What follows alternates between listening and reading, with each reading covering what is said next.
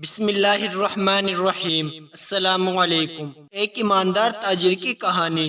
ایک شہر کے بازار میں رفیق کی ایک کپڑے کی دکان تھی۔ رفیق ایک نیک اور ایماندار تاجر تھا۔ وہ صبح فجر کی نماز پڑھ کر ذکر وغیرہ سے فارغ ہو کر دکان کھولتا اور جیسے ہی ظہر کی اذان ہوتی وہ دکان بند کر کے مسجد چلا جاتا۔ اللہ تعالیٰ نے بھی اس کے کاروبار میں برکت عطا کر رکھی تھی۔ رفیق کا شمار مالدار لوگوں میں ہوتا تھا۔ رفیق کے پاس ایک تھیلی تھی جس میں رفیق نے 1000 دینار یعنی سونے کے سکے رکھے ہوئے تھے۔ ایک مرتبہ رفیق کو کاروبار کے سلسلے میں دوسرے ملک جانا تھا۔ وہ اپنے ایک قریبی دوست عامر کے پاس اپنی تھیلی لے کر گیا اور اس سے کہا، بھائی عامر، میں کچھ عرصے کے لیے دوسرے ملک جا رہا ہوں اور تمہارے پاس اپنی ایک امانت چھوڑ کر جا رہا ہوں۔ امید ہے تم اس کی حفاظت کرو گے۔ میں واپس آ کر تم سے یہ امانت لے لوں گا۔ یہ کہہ کر رفیق نے وہ تھیلی عامر کے حوالے کر دی۔ عامر نے وہ تھیلی حفاظت سے اپنے پاس رکھ لی۔ رفیق اپنے سفر پر روانہ ہو گیا۔ دن گزرتے گئے، رفیق کو گئے ہوئے کافی سال ہو گئے اور اب عامر کے دل میں شیطان نے وسوسہ ڈالا۔ اس نے سوچا کہ کیوں نہ میں اس تھیلی سے دینار یعنی سونے کے سکے نکال کر درہم یعنی چاندی کے سکے ڈال دوں۔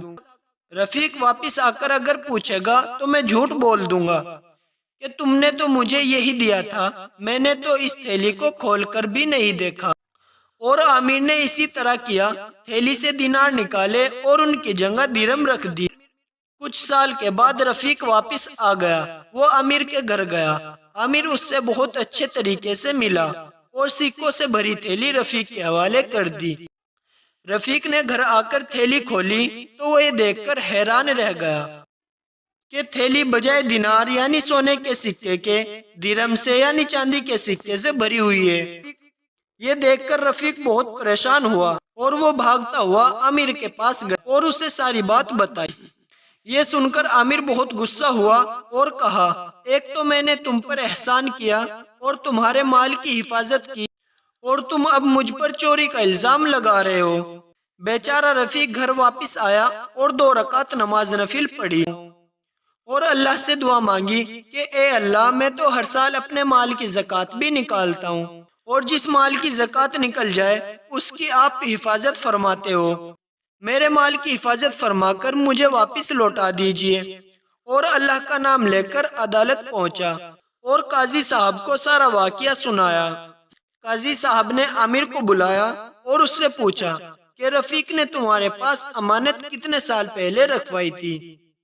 اس نے کہا 5 سال پہلے۔ اب قاضی صاحب نے تھیلی کھولی اور سکوں کو باہر نکالا اور عامر سے کہا کہ تم کہتے ہو کہ یہ سکے رفیق نے تمہارے پاس 5 سال پہلے رکھوائے تھے، جبکہ ان سکوں پر ان کے بننے کی تاریخ 2 سال پہلے کی لکھی ہوئی ہے۔ اس کا مطلب ہے تم جھوٹ بول رہے ہو۔